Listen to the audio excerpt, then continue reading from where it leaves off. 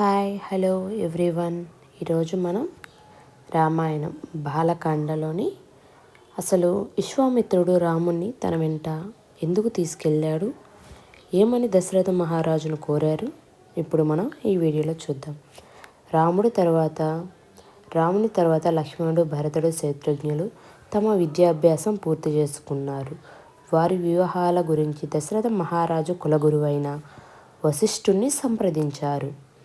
వశిష్ఠునితో మాట్లాడుతూ ఉండగా బ్రహ్మర్షి విశ్వామిత్రుడు అయోధ్యకు వచ్చారని సంగతి తెలిసింది. అయితే ఆయన రాజ్యసభలో అడుగుపెట్టగానే దశరథ మహారాజు వశిష్ఠుడు తక్షణమే తన ఆసనాల నుంచి లేచి ఆయనకు స్వాగతం పలికారు. దశరథ మహారాజు విశ్వామిత్రుని, ఋషివర్య, మీరు రావడానికి గల పని ఏమిటి అని అడిగాడు. అప్పుడు దశరథ మహారాజు సంతోషంతో విశ్వామిత్రుని, నేను కొన్ని యజ్ఞములు చేస్తున్నాను. యజ్ఞం చేస్తుంటే మారీచుడు, సుభాషుడు అనే ఇద్దరు రాక్షసులు యజ్ఞగుండంలో రక్త మాంసాలు వేసి అంతరాయం కలిగిస్తున్నారు. ఈ దీక్షను ఎట్లాగైనా భంగం చేయాలని వారు కోరుకున్నారు. అలా వారు పదే పదే యజ్ఞగుండములను కలుషితం చేస్తున్నారు. ఓ రాజా, యజ్ఞమును నేను విజయవంతంగా పూర్తి చేసేందుకు నా భయంకర రాక్షసులను సంహరించే నిమిత్తం నీ కుమారుడైన రాముణ్ణి నా ఆశ్రమమునకు తీసుకువెళ్ళడానికి ఇక్కడికి వచ్చాను. నా అభ్యర్థనను నెరవేర్చడంలో తండ్రి ప్రేమ కారణంగా దయచేసి తటాపటాయించకు. ఎందుకంటే ఈ కార్యము రాముడు అవలీలగా నెరవేర్చగలడు అని హామీ ఇస్తున్నాను. అప్పుడు నీ ఔదార్యమును ప్రతిఫలంగా నేను తప్పకుండా నీకు పుష్కలమైన ఆశీర్వాదములు ఇస్తాను. కనుక ఒక్క 10 రోజుల పాటు రాముని నా వెంట పంపివ్వు అని అడిగాడు ఋషివర్యులు విశ్వామిత్రుడు గారు. విశ్వామిత్రుడి పలుకులకు దశరథ మహారాజు యొక్క హృదయం ముళ్ళులా తాగాయి. రాజు శరీరం మొత్తం వణికి సాగిందంట. ఆ పైన ఋషి మౌనం పోనగానే రాజు సింహాసనం మీద మోచిల్లిపోయాడు. కొద్ది క్షణాలు దశరథ మహారాజు తిరిగి స్పృహలోకి వచ్చి రాముణ్ణి కోల్పోతున్నానన్న భావం మళ్ళీ మదిలో మెలవగానే రెండోసారి మోచిల్లాడు. అయితే మీరు ఎవరితో యుద్ధం చేస్తున్నారు అని దశరథ మహారాజు అడగగా, అసలు ఆ రాక్షసులు ఎవరు, నేనేమన్నా తెలుసుకోవచ్చా అని అడిగారు. అప్పుడు విశ్వామిత్ర మహర్షి, రావణుడు అనే రాక్షసుల రాజు. అతను ఇప్పుడు ప్రపంచమంతటా దమనకాండ సాగిస్తున్నారు. తాను స్వయంగా యజ్ఞమును విఘ్నం కలిగించమని మారీచ, సుభాషులనే ఇద్దరు బలశాలులైన రాక్షసులను పంపి వారి చేత దుష్కార్యం చేయిస్తున్నారని విశ్వామిత్రుడు సమాధానమిచ్చాడు. రావణుని పేరు వింటూనే దశరథ మహారాజు ముచ్చెమటలు పోయాయి. రావణుడితో పోరాడగల సమర్థులు ఎవరూ లేరు. ఈ ఇద్దరు రాక్షసులు జయించడం కూడా నాకు, నా కుమారునికి సాధ్యపడే పని కాదు ఋషివర్య. నీ అభ్యంతరం నేను నెరవేర్చలేను. నిజానికి నా కుమారునికి నీ వెంట పంపించాలనే ఆలోచన నేను భరించలేను అని చెప్పారు. అప్పుడు విశ్వామిత్రునికి ఆకస్మిక క్రోధావేశం కారణంగా భూమి కంపించడం, స్వర్గంలోని దేవతలు కూడా భీతిల్లారు. పరిస్థితిని గ్రహించిన వశిష్ఠుడు హడావిడిగా దశరథ మహారాజును సమీపించి, ఓ రాజా, ఇప్పుడు సత్య మార్గంలో వదిలిపెట్టు. ఇన్నాళ్ళుగా ఆర్జించుకున్న పుణ్యాలన్నిటినీ నాశనం చేసుకోకు. నీవు ఘనంగా వాగ్దానం చేశావు. ఇప్పుడు నీ పుత్రుడైన రాముని విశ్వామిత్రునికి ఇచ్చి ఆయన అభ్యంతరను మన్నించడం సబబు. నీవు భయపడేంత ఏమీ లేదు నా అభిప్రాయం. విశ్వామిత్రుడు గతంలో ఒక మహారాజు. దక్షిణ కుమారులైన జయ, సుప్రజల నుంచి ఆవిర్భవించిన దివ్యాయుధాలు ఆయన పరమశివుని నుంచి పొందాడు. ఈ ఆయుధాలను వారితో పాటు ఈ రాక్షసులను మట్టు పెట్టడానికి కావలసిన శక్తియుక్తులు విశ్వామిత్రుడు రామునికి అందజేయగలడనే సందేహం లేదు.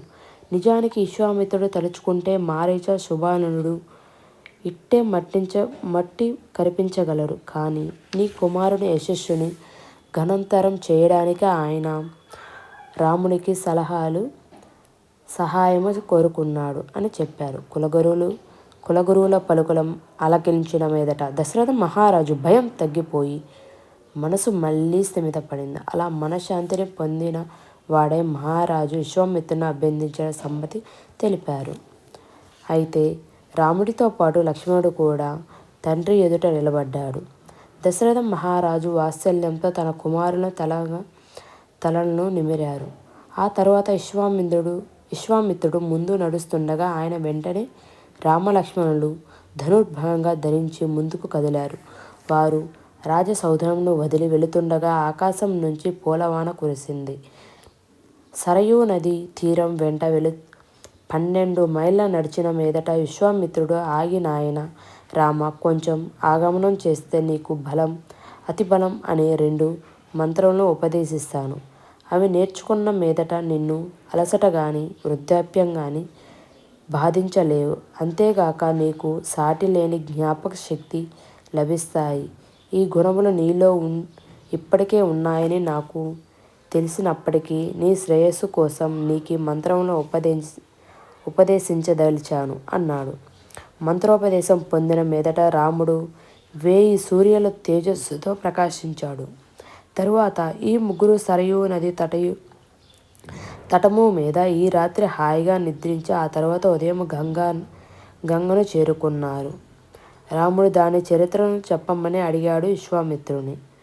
కామదేవత అయిన మన్మథ పరశురాముని తీవ్ర తపోదీక్షను భగ్నం చేయాలని ప్రయత్నంతో ఈ చోటునే శివుడు అంతటి భస్మీపటలం అని సమాధానం ఇచ్చాడు. మరుసటి రోజు ఉదయాన్నే విశ్వామిత్రుడు రామలక్ష్మణులకు గంగా నదిని దాటారు. ప్రవాహం మధ్యలో ఉండగా రామునికి పెద్ద జలపాతము హోరు లాంటిది వినిపించింది. కానీ కారణమేమిటో అంతుపట్టలేదు. ఆ శబ్దం ఏమిటో విశ్వామిత్రునికి అడుగగా ఒకప్పుడు బ్రహ్మదేవుడు తన మనస్సు నుంచి ఒక సరస్సును సృష్టించాడు. ఆ సరస్సే మానస సరోవరం అనిగా పేరుగాంచింది. ఈ సరోవరం నుంచి సరయూ నది ప్రవహిస్తున్నది. ఇప్పుడు నీరు వినిపిస్తున్న శబ్దం మానస సరోవరం నుంచి వస్తున్న జలములు గంగా నదిలో సంగమించడం వలన కలిగే శబ్దమే. ఓ రామ, ఈ పవిత్ర స్థానంలో ప్రార్థనలు చేసి అంజలి ఘటించు అని చెప్పారు. గంగా నది దక్షిణపు తీరమునకు చేరుకోగానే రామునికి ఒక దట్టమైన నిర్జనారణ్యం కలిగించింది. నరసంచారం లేని ఈ మహారణ్యం చూసేవారికి గుండెలు గుబిళ్ళు మనించేలా ఉంది. దీనికి కారణం ఏమిటో దయచేసి చెప్పండి అని రాముడు అడిగాడు. అందుకు విశ్వామిత్రుడు సమాధానమిస్తూ రాక్షసునిగా కనిపించే వృత్రాసురుని ఇంద్రుడు వధించిన మీదట పాపఫలం తనను అవతరించడంతో తన తేజస్సును కోల్పోయాడు. అప్పుడు ఇంద్రుని పూర్వస్థితిని పునరుద్ధరించడానికై దేవతలు వేద మంత్రాలతో శక్తివంతం చేయడానికి గంగా జలముతో అతనికి స్నానం చేయించారు.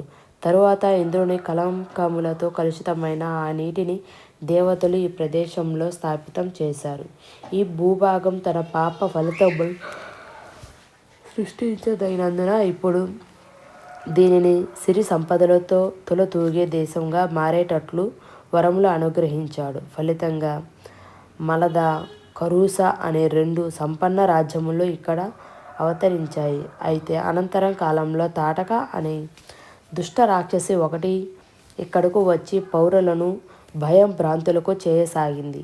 ఈ రాక్షస శ్రీ సుందరుడనే వాడి భార్య, వాడి కుమారుడైన మారీచుడు వధించడానికే నిన్ను ఇక్కడికి తీసుకొచ్చాను.